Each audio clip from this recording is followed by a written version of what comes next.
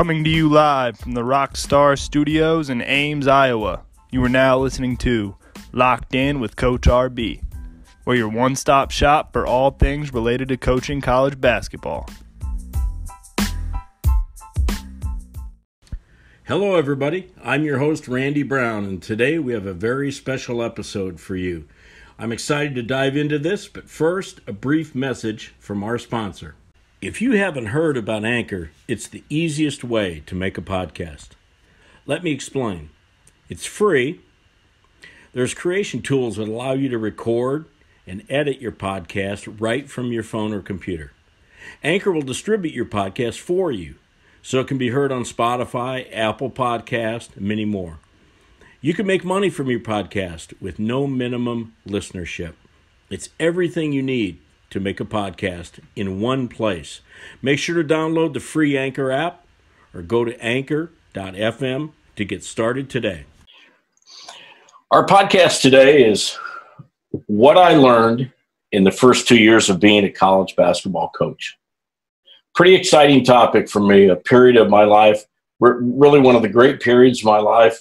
The best 2 years in coaching, I've always said that they were.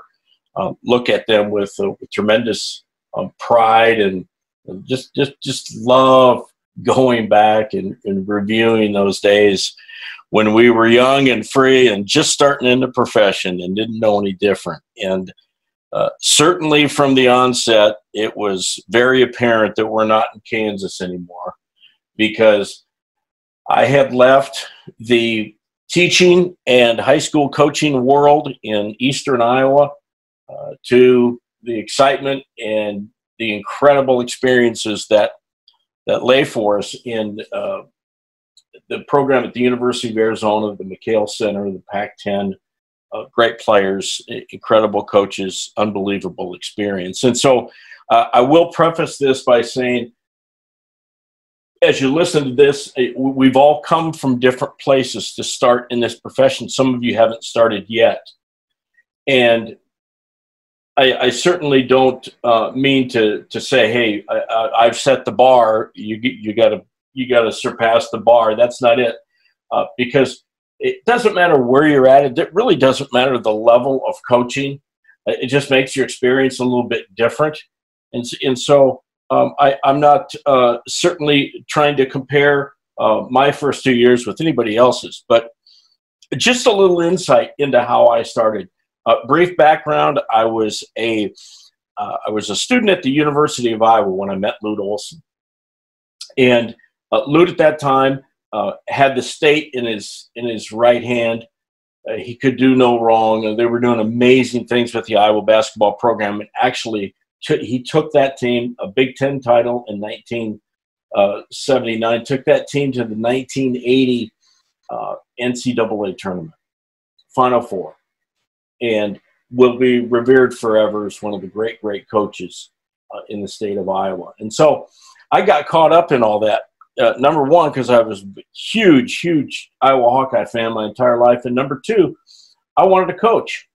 And I actually was a high school coach over at Iowa City, Regina in Iowa City, while I went to school. Got an opportunity through, I'll throw another little nugget in there. I took a class called Philosophy of Coaching Basketball. And the instructors for that class were Lute Olson and his staff, if you can imagine.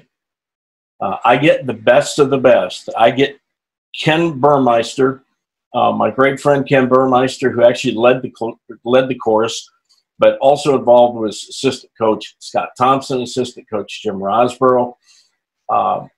Also, Coach Olson made an appearance in the course. So just phenomenal. I mean, that just doesn't happen, right?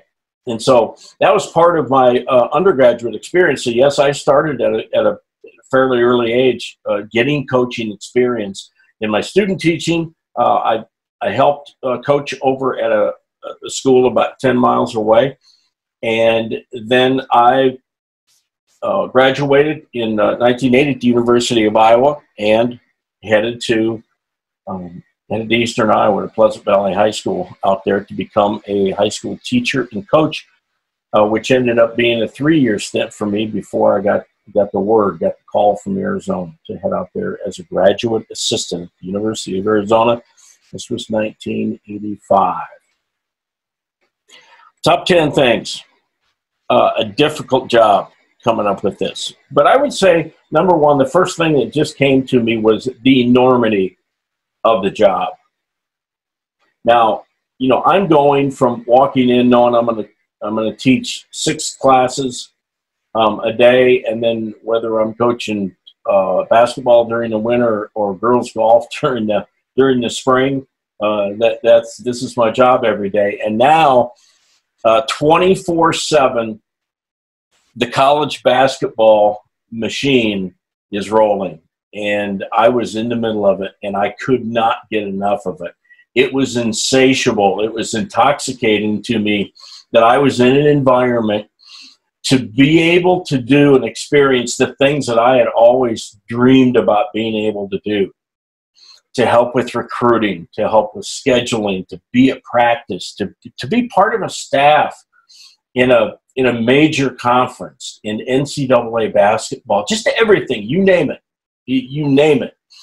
To sharpen the pencil on the wall was a big thing in a big-time program. Everything that was there in front of me was gold, and it was just it was a little overwhelming, to be honest with you, until I kind of got used to things.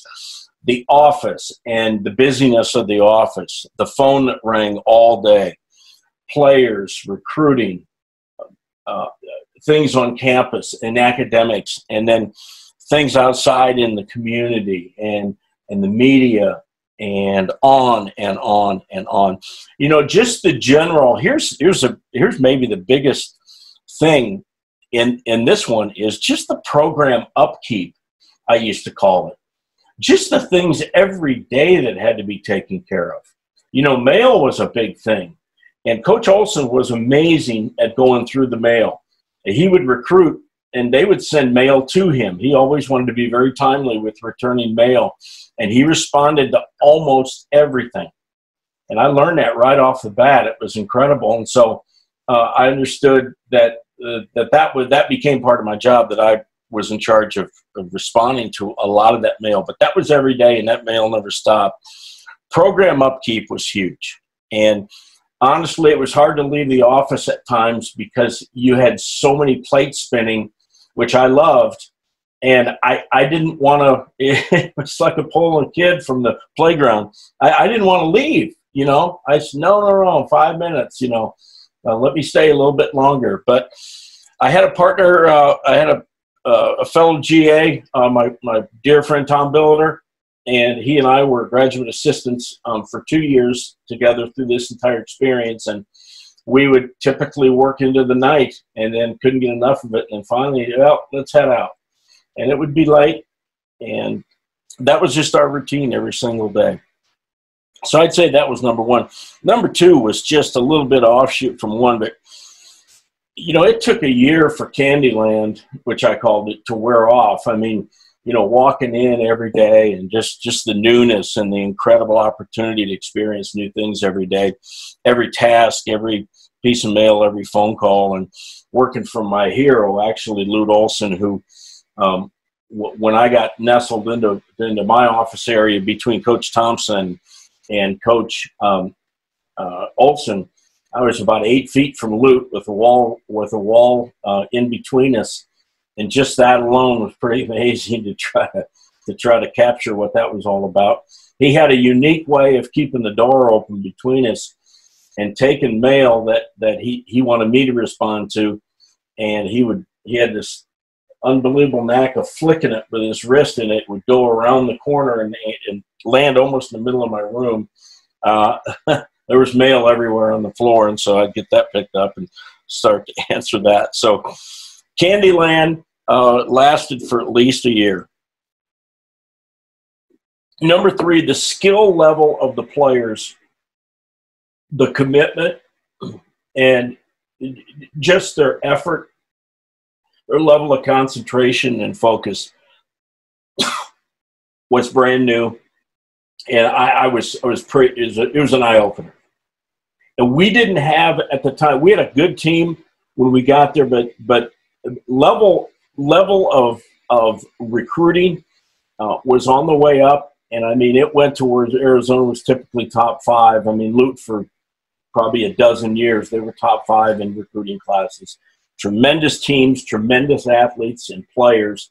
We had a really good crew ourselves, but it was just earlier on in their existence at Arizona. We did have good players. The skill level, the ability for guys at the sizes that they were and the strength that they had to be able to run and cut and defend and move and be as athletic as they were, was just amazed being at practice.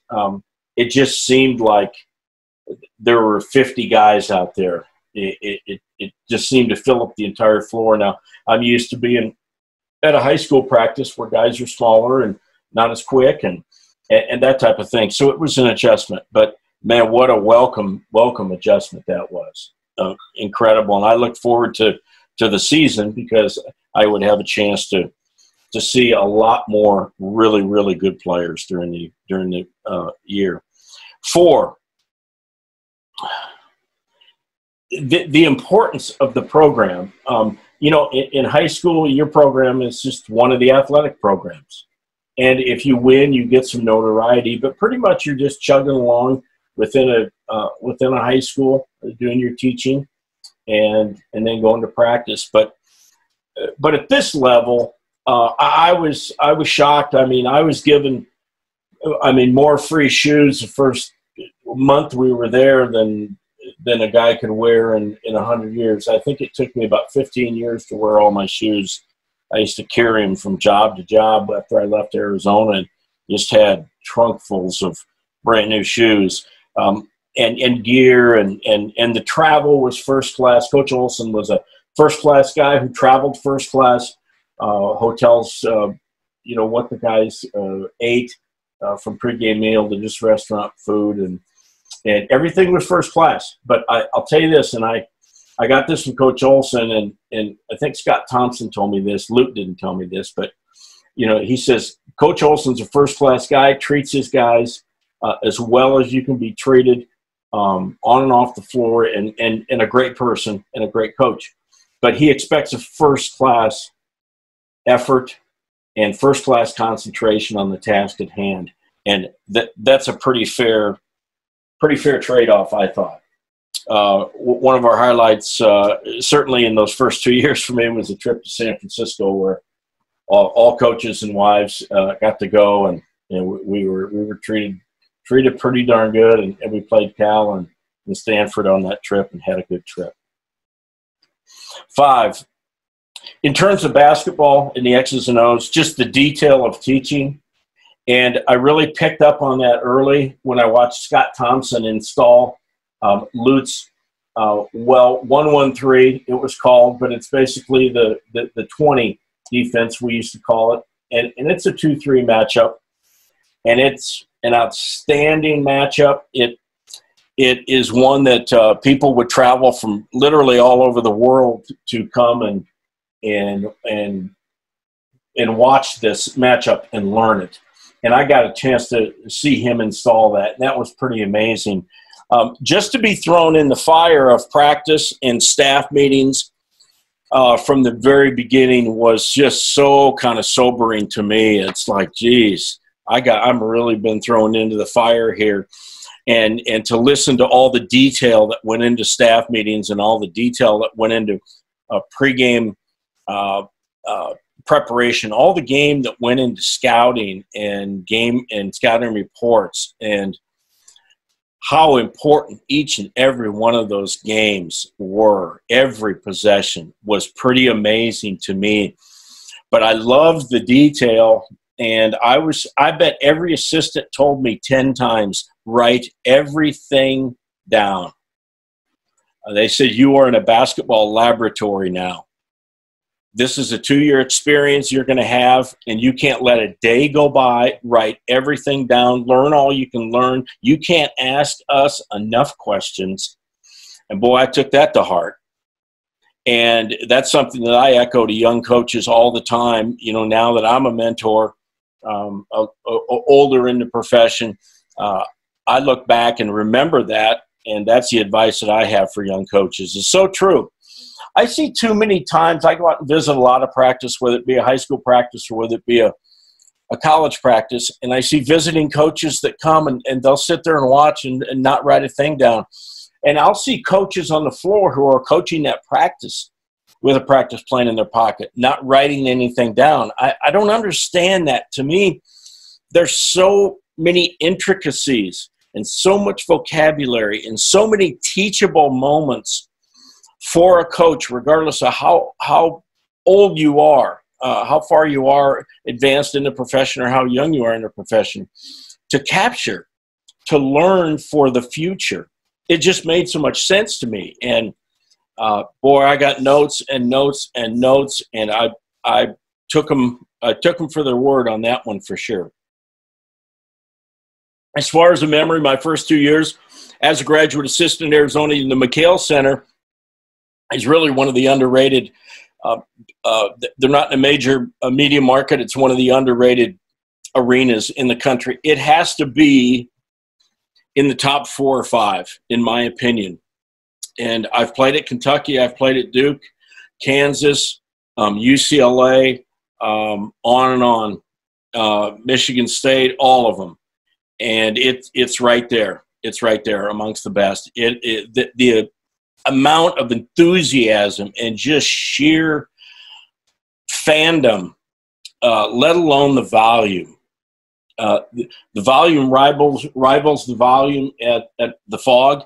At Kansas, it rivals the volume in the great games at Iowa State during Hilton Magic, certainly. Boy, I've had neat experiences in great arenas, but McKale Center is truly one of the best. A great memory, number 7, our first year at Arizona, and we get a chance to go to Pauley Pavilion and play in front of somewhat of a sparse crowd. Ironically, the game was for the outright Big 12 championship. And UCLA had a guy named Reggie Miller. Now, this is before the shot halfway to, or out there by the half line was called a logo shot. All right, that guy was making logo shots years ago. And so they had Reggie, and Walt Hazard was their coach, and if we win the Big Ten championship, and certainly not expected to that year. And before the game, Coach Billiter and I noticed an older gentleman across from our bench as warm-ups were going on. And so we walked over to greet him and say hello and just visit with him briefly before our game started. And it was the Wizard of Westwood. It was John Wooden, the greatest coach of all time. And just to know that, you know, I've gone from the gyms at Goose Lake and Cascade and Preston to coaching a game at Pauley Pavilion my first year out with the great John Wooden in attendance is that'll mess you up for a while trying to think of the of the possibility of that happening for me. So how cool was that, right? Great memory, and we'll never forget that. And the great thing is we defended Reggie pretty well. There was no three-point line that year. That was the last year, 85-86, without the 3 line. Did a good job on Reggie and won the game and won the Pac-10 championship. And so here we are 1 year into this thing, and we've won the Pac-10 championship, and certainly we are going to go to the NCAA tournament, which we did. So those just unbelievably special. Unbelievably special Big Ten title, NCAA tournament right out of the chute, no doubt. Okay, number 8. You know, this guy, Steve Kerr, he's really a special guy. If you pay attention to what he represents, what he stands for, what he says, how he coaches the game, how he played the game when he was with the great teams, with the Chicago Bulls on their run, and hit that major shot with Michael coming out of the timeout, and played with the Spurs, played with the Suns, played with Cavs, played with Orlando. Steve had a phenomenal career and really turned a guy that was a good college basketball player into even probably a better pro career. And just to be around him, certainly not knowing his future and what was going to happen, but he had faced some very difficult things. His father was assassinated in a political situation that Steve had to work through. That's when he was in college before I had got there, but not that long before. And pretty tough, but a really resilient guy, great guy. You talk about leader on the floor. You don't have to worry about things on the floor being done the way that the coaches want them done. And to watch him and follow him through his NBA career and then into coaching has really been cool. Got a chance to visit him after the game they had with the Wolves in Minneapolis last year. And his assistant, Bruce Frazier, who was also a member of our Arizona team, got a chance to sit with Steve and Bruce and meet those guys. I hadn't seen them for a while, actually since Steve was in the NBA, and that was really awesome to catch up with a couple of your guys from your coaching days at Arizona.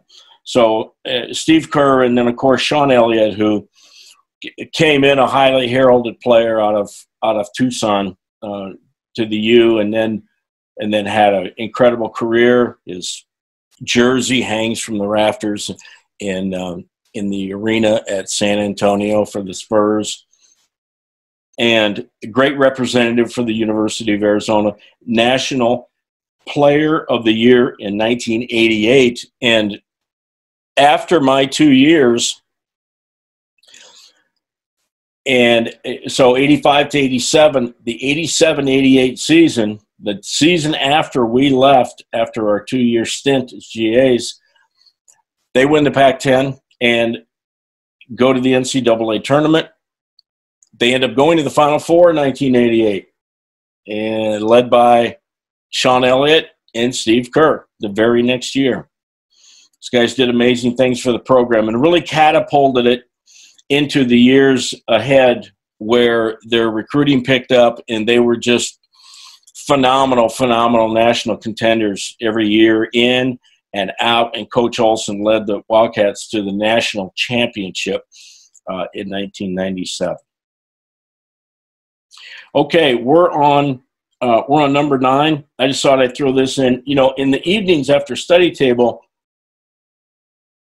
we would typically have guys over getting shots up, and they'd walk over from the library and they might get some shots up. Well, 2 guys that were there religiously were Steve Kerr and Sean Elliott. Amazing. Imagine that. And I always joke with people that the great thing about rebounding for Steve Kerr was that, and he had a routine. He had a 5-spot routine. He was very, very disciplined. And he had a certain number of shots he needed to make from each spot. At the end, he had to make consecutive shots, and if he didn't get it, he had to start all over. And I'm telling you, it's not like making a couple shots and being done. I mean, starting all over is a huge task, and I've seen him punt basketballs in frustration to the upper reaches of McKale Center. He could have been an NFL punter, I swear, some nights where he really let a couple go. But to be able to rebound for him, Tom would be on the other end with Sean Elliott, and Sean really had a great routine, and he worked on a lot of shooting because that was something from his freshman year on he had to improve on, which he did greatly. And he was a slasher, so he'd work on catching it and bouncing it and getting to the rim and things like that. Rebounding for Steve is less strenuous than sitting on the couch with a bag of Doritos, a Mountain Dew, watching a reality TV show. Believe me, what you do is you station yourself underneath the net and get your hands ready, because that ball's coming through the net about 100 miles an hour. A boom, and he is not missing many, folks. You can literally stand there and just collect them, pass them back, and he's going to toss them through the hoop right back into your hands. It was phenomenal, like a machine.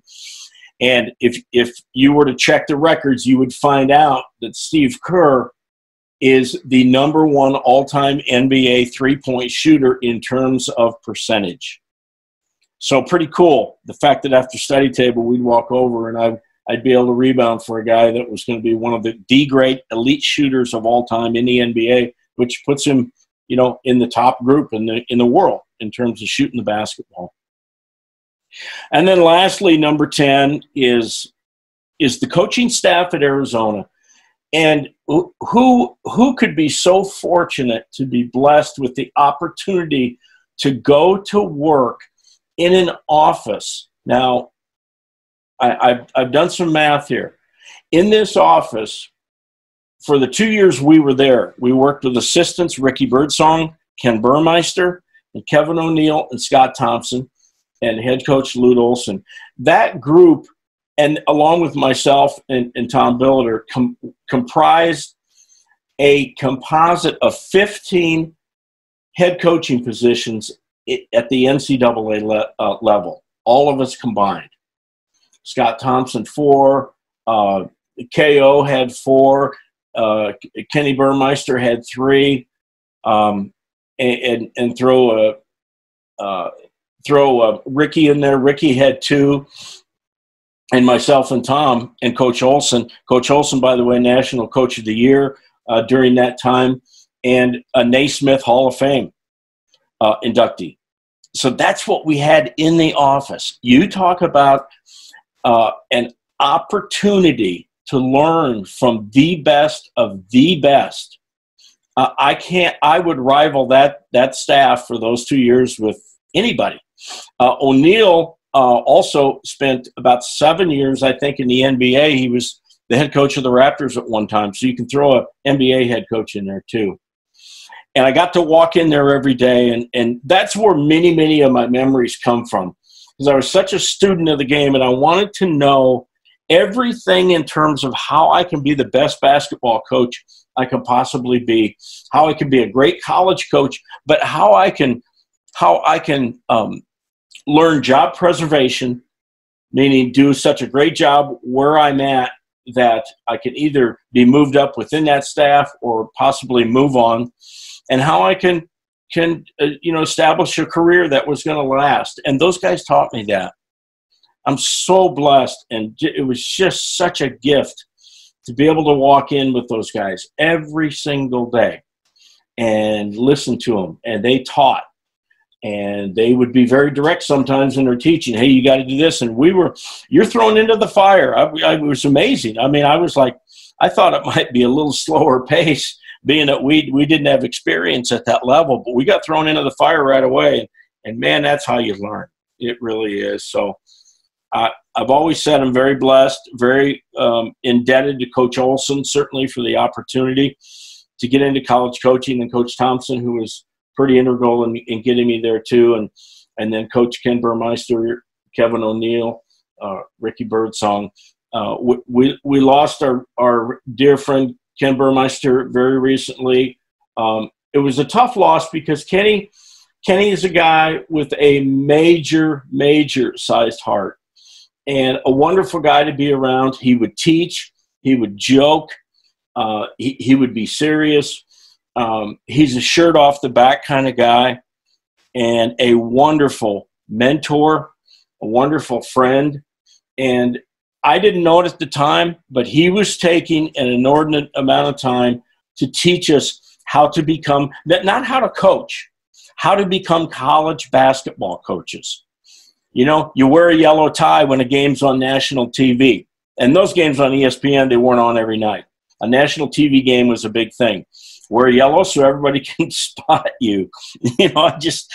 We have, Tom and I have a long list of Burmeisms and things that Ken said, things that Ken taught us. And he was really mentoring us sincerely the entire time, and we really didn't know it. But KB, after our first year, he became the head coach at Texas San Antonio and actually offered me an opportunity to go to San Antonio with him, but I opted to stay so I could get my second year in at Arizona. So being a GA for 2 years, those are my top 10 experiences, I guess, memories, what I learned. And again, it doesn't matter whether you're at the highest level there is. It doesn't matter whether it's that or a great high school experience or being a youth coach. What you can experience in a 2-year period, if you really truly go in every day and turn it into a laboratory, make notes and observation, document everything, it is really amazing what kind of opportunity you can turn that into. So thanks so much for the opportunity to share with you the top 10 things I learned my first 2 years in college coaching. Thanks, guys. I really appreciate those of you that stuck around until the end of the episode. If you feel like you've gained some knowledge during this, please subscribe and share this podcast with anyone that you think would benefit. I've attached all documents and contact information in the show notes below. Check back in next Thursday for the next episode.